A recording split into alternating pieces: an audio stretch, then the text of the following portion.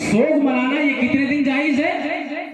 3 دن، اور 3 دن سے زیادہ سوگ منانا یہ اسلام میں جائز نہیں ہے، بلکہ یہ تو زمانے جاہلیت میں تھا کہ اسلام سے پہلے عدت بھی جب شوہر کا انتقال ہوتا تھا تو عورت کو 1 سال کی عدت گزارنی پڑتی تھی، اور وہ بھی اس طریقے سے کہ نہ اس کے ساتھ کوئی اٹھتا تھا، نہ اس کے ساتھ کوئی بیٹھتا تھا، نہ اس کے ساتھ کوئی کھاتا تھا، بلکہ اسلام سے پہلے اس عورت کو منحوس سمجھا جاتا تھا اور ایک کمرے میں بند کر دیا جاتا تھا۔ لیکن جب اسلام آیا، نبی نے بتایا یہ ساری چیزیں زمانے جاہلیت کی تھی، اب اسلام آ گیا ہے، اگر کسی شوہر کا انتقال ہوتا ہے تو اس عورت کو کمرے میں بند نہیں کیا جائے گا، اس عورت کو کھانے سے نہیں روکا جائے گا، اس عورت کو پینے سے نہیں روکا جائے گا، بلکہ معاشرے میں اسے مکمل جینے کا حق دیا جائے گا،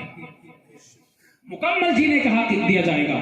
اور اس عورت کی عدت قرآن نے جو بیان کی ہے، اگر وہ حاملہ نہ ہو تو 4 مہینے 10 دن وہ عدت کرے گی، ہاں وہ سوگ منائے گی 4 مہینے 10 دن، نہ سنگار کرے گی اور نہ ہی اسی طریقے سے کہ کوئی سنگار ہو، نہ تیل خوشبو کا لگائے گی، نہ کیا ہے سنگار کے لیے سرما لگائے گی۔ یہ اس عورت کے لیے ہے جس کا شوہر انتقال کر جائے۔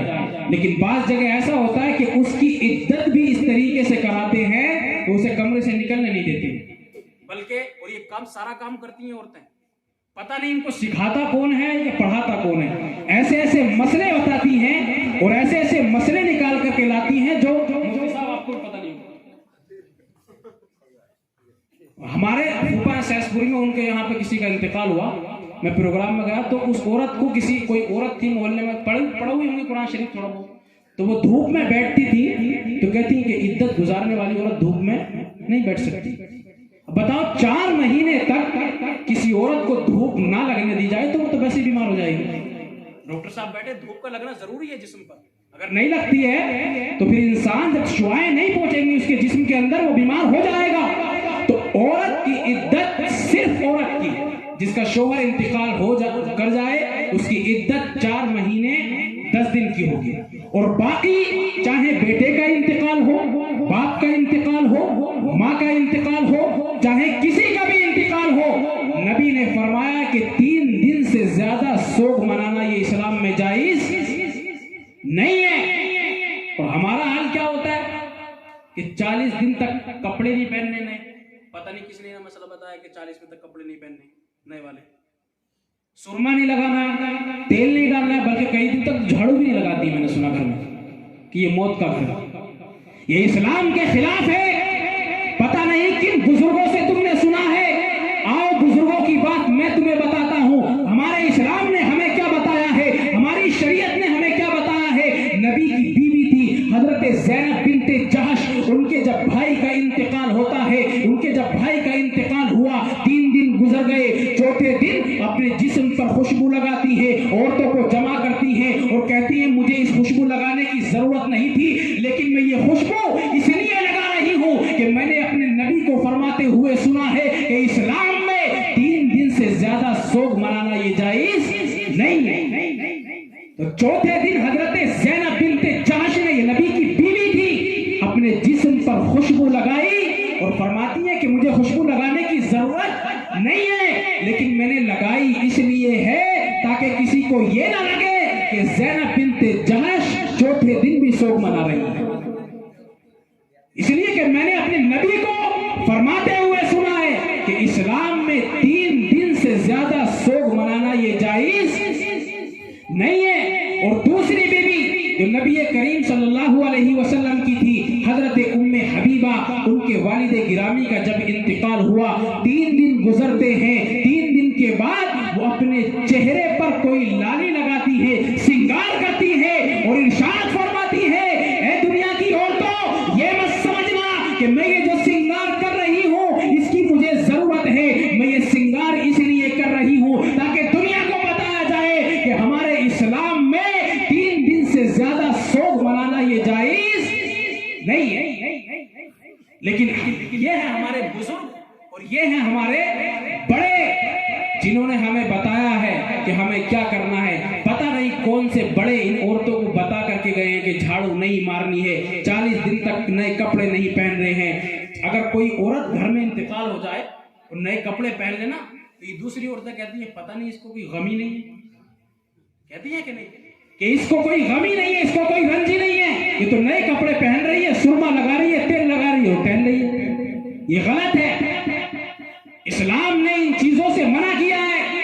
اسلام نے اس طریقے سے سوگ منانے کا حکم نہیں دیا ہے.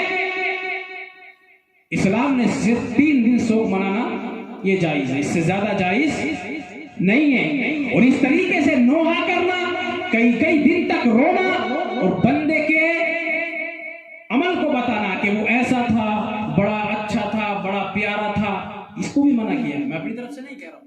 حضرت عبداللہ ابن رواحہ ایک دن بے ہوش ہو جاتے ہیں, صحابی رسول تھے, ایک دن بے ہوش ہو گئے. گھر والوں کو لگا کہ انتقال ہو گیا. گھر والوں نے رونا دھونا شروع کر دیا کہ ہائے میرے بھائی, یہ تو پہاڑ تھے, یہ تو ایسے تھے, یہ تو ویسے تھے. اس کے بعد میں حضرت عبداللہ ابن رواحہ ہوش میں آتے ہیں. ہوش میں آتے ہیں تو نبی کریم کو دیکھتے ہیں کہ نبی کریم سامنے کھڑے ہیں. عرض کرتے ہیں یا رسول اللہ, میرا انتقال نہیں ہوا تھا, میں بے ہوش ہوا تھا. یہ میرے گھر والوں نے میرے اوپر رونا دھونا شروع کر دیا اور یہ گھر والے میری تعریف کر رہے تھے کہ میرا بھائی تو ایسا تھا, یہ پہاڑ تھا, بڑا پیارا تھا, بڑا اچھا تھا. اور جب یہ میرے گھر والے یہ بات کہتے تھے, فرشتہ ہتھوڑا لے کر کے میری ٹانگوں کے درمیان میں کھڑا تھا اور مجھ سے پوچھتا تھا کیا یہ تیرے گھر والے صحیح کہہ رہے ہیں, کیا تو ایسا تھا, کیا یہ جو بیان کر رہے ہیں. میں نے عرض کیا نہیں, یہ چیزیں میرے اندر نہیں تھی. یا رسول اللہ, اگر میں کہہ دیتا کہ ہاں یہ جو کہہ رہے ہیں وہ صحیح ہے تو وہ فرشتہ مجھے اسی ہتھوڑے سے مارتا جو اس کے ہاتھ میں تھا. اور آج ہوتا یہی ہے نا, رو, لیکن ایسے نہیں کہ بس یہ تھا اور وہ تھا. اس لیے کہ کبھی کبھی ایسا ہوتا ہے کہ ایسی باتیں بھی کہی جاتی ہیں جو بندے کے اندر نہیں تھی. کہتے نہیں, یہاں تو انتقال خیر بچے کا ہوا, اس کا تو کوئی گناہ ہی نہیں ہے, بلکہ بچے سے تو قبر میں سوال بھی نہیں ہوگا. بچے سے قبر کے سوالات نہیں ہوں گے. 2 قول ہیں اس کے بارے میں. بعض نے کہا کہ سوالات ہوں گے, لیکن اس بچے کو وہ سوالات کے جوابات خود سکھا دیے جائیں, کیونکہ وہ مکلف ہی نہیں ہے شریعت کا. اللہ کی معرفت کا وہ مکلف ہی نہیں ہوا. بالغ پر اللہ کی معرفت ہوتی ہے, بالغ پر نماز فرض ہوتی ہے, بالغ پر اسلام کی تعلیم فرض ہوتی ہے. اور جس بچے کا انتقال ہوا وہ تو بالغ ہی نہیں تھا, تو اس پر اللہ کی معرفت ابھی فرض نہیں تھی کہ اس سے سوال ہوں گے ربو کا, تیرا رب کون ہے, ماں دینوں کا. تو بعض علماء کہتے ہیں سوال ہوں گے اس بچے سے بھی, لیکن جوابات فرشتے اسے خود ہی سکھاتے ہیں. اور بعض کہتے ہیں کہ اس سے سوالات ہی نہیں ہوں گے کیونکہ وہ شریعت کا ابھی مکلف نہیں ہوا. تو اس طریقے سے اگر اس کا تو کوئی گناہ ہی نہیں تھا کہ اس سے سوالات ہیں. لیکن کبھی کبھی ایسا ہوتا ہے کہ گنہگار انسان کی بھی روتے ہوئے اتنی تعریفیں کی جاتی ہیں. چور کو کہا جاتا ہے یہ بہت اچھے تھے, شرابی کو کہا جاتا ہے یہ تو ان کا عادت اخلاق بڑے اچھے تھے, یہ تو ایسے تھے, یہ تو ویسے تھے. حالانکہ جب کوئی بات کہی جاتی ہے فرشتہ سر پر کھڑا رہتا ہے اور پوچھتا ہے کہ یہ جو تیرے گھر والے کہہ رہے ہیں یہ صحیح ہے یا نہیں ہے. اگر وہ صحیح نہیں ہے تو فرشتے پھر اس کو تکلیف دیتے ہیں, اس سے ناراض بھی ہوتے ہیں. تو کیوں اپنی زبان سے ایسے ویسے الفاظ نکال کر کے اپنی میت کو بنا وجہ میں پھنسوا دیتے. کہتے تم ہو, لیکن ان بات کا جواب اس بندے کو دینا پڑتا ہے جو قبر میں.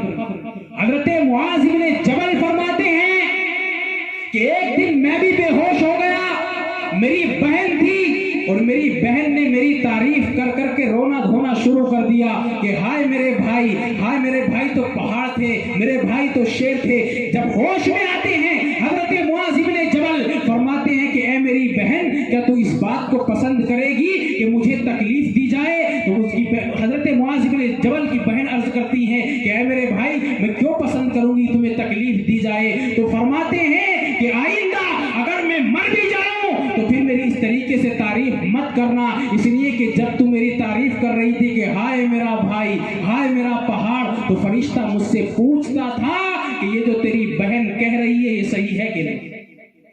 تو میں نے منع کر دیا. اگر میں ہاں کر دیتا تو وہ فرشتہ مجھ سے ناراض بھی ہوتا اور مجھے عذاب بھی دیتا.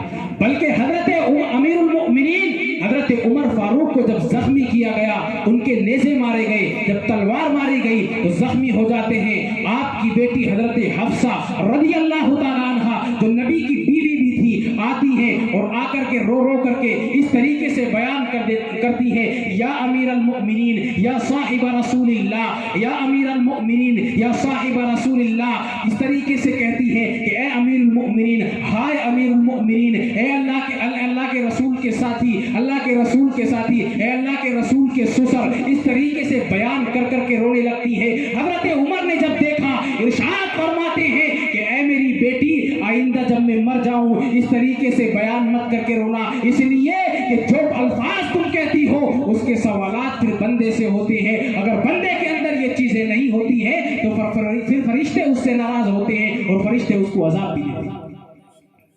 اس طریقے کے الفاظ کبھی بھی اپنی زبان سے نہ نکالنے چاہیے، اس لیے کہ موت تو یہ ایسی حقیقت ہے کہ اس کا دنیا میں کوئی بھی منکر نہیں ہے. موت کی حقیقت کو تسلیم کرنا ہے. کائنات میں اللہ نے جتنی بھی چیزوں کو پیدا کیا، دنیا میں جتنی بھی چیزیں ہیں، آپ کو ہر چیز میں اختلاف ملے گا. باپ کو بیٹے سے اختلاف ہے، بھائی کو بھائی سے اختلاف ہے، خاندان والے کو خاندان والے سے اختلاف ہے، ساس بہو میں اختلاف ہے. بلکہ لوگوں نے اختلاف کی حد یہاں تک کر دی کہ کسی نے نبی کی نبوت میں اختلاف کیا، کسی نے اولیاء کی ولایت میں اختلاف کیا، اللہ کی ذات کے بارے میں لوگوں نے اختلاف کیا. کسی نے کہا خدا ایک ہے، کسی نے کہا خدا دو ہے، کسی نے کہا چند خدا ہے، کسی نے چند اور سورج کو خدا بنا کر کے ان کی عبادت شروع کر دی، کسی نے درختوں کو خدا بنا کر کے ان کی عبادت شروع کر دی. ہر چیز میں لوگوں نے اختلاف کیا، لیکن کائنات کے اندر ایک چیز ایسی ہے کہ انسان چاہے کسی بھی مذہب سے تعلق رکھنے والا ہو، کسی بھی گروہ سے تعلق رکھنے والا ہو، چاہے وہ ہندو ہو، چاہے وہ مسلم ہو، چاہے وہ سکھ ہو، چاہے وہ عیسائی ہو، دنیا کے اندر ایک چیز ایسی ہے اس کے بارے میں کسی کا اختلاف نہیں ہے. چاہے انسان کسی بھی مذہب سے تعلق رکھنے والا ہو، جب اس سے تم پوچھو گے کیا تجھے مرنا ہے، فوراً جواب دے گا ہاں مجھے مرنا ہے. کائنات کے اندر صرف موت ایسی چیز ہے کہ اس کے بارے میں کسی کا اختلاف نہیں ہے.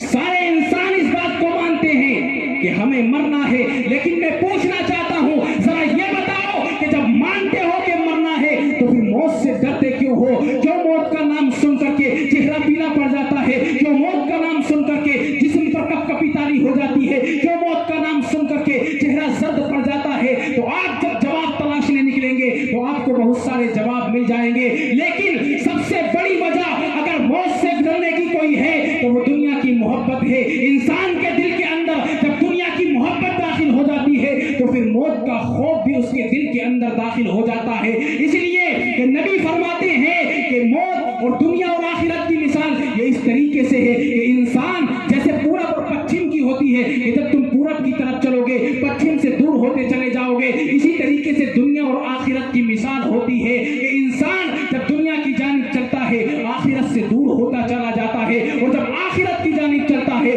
تو دنیا سے دور ہوتا چلا جاتا ہے. تو موت سے ڈرنے کی سب سے اہم وجہ یہ ہے کہ انسان کے دل میں دنیا کی محبت داخل ہو گئی. اس لیے جب موت دیکھتا ہے تو ایسے جسم پر کپ کپی طاری ہو جاتی ہے، بلکہ بعض تو غش کھا کر کے فوراً گر جاتی ہے. ہوتا ہے کہ نہیں؟ تو ڈرتے کیوں ہو؟ جب مانتے ہو کہ مرنا ہے تو پھر ڈرنا کیسا ہے؟ تو انسان موت سے ڈرتا ہے. کیوں؟ اس لیے کہ دنیا سے محبت کرتا ہے. اب اونچی بلڈنگ ہے، بڑا مال و زر ہے، قبر کبھی یاد نہیں آتی، اور اچانک سے جب موت کو دیکھتا ہے اور جب ذہن میں خیال آتا ہے کہ یہ گھر بھی چھوڑنا ہے، ان گھر والوں کو بھی چھوڑنا ہے، یہ مال و زر بھی یہی چھوڑنا ہے، قبر میں میرا کوئی مونس و مددگار نہیں ہوگا، وہاں سانپ بچھو بھی نکل کر کے آئیں گے. جب انسان یہ کیفیت اس کے دماغ میں آتی ہے تب اس کا جسم کانپنے لگتا ہے، جسم لرزہ پر اندام ہو جاتا ہے، چہرہ پیلا پڑ جاتا ہے. لیکن اے مومنو سنو، مومن کو موت سے ڈرنا نہیں چاہیے بلکہ موت کی تیاریاں کرنی چاہیے، اور جب موت آئے تو اپنے سینے سے لگا لینا چاہیے. اس لیے کہ نبی فرماتے ہیں الموت تحفۃ المؤمن मौत जो होती है ये मोमिन के लिए तोहफा हुआ करती है। और आगे नबी फरमाते हैं कि मोमिन की रूह ऐसे निकल जाती है जैसे फूल से खुशबू निकल जाती है। और दूसरी हदीस पाक के अंदर नबी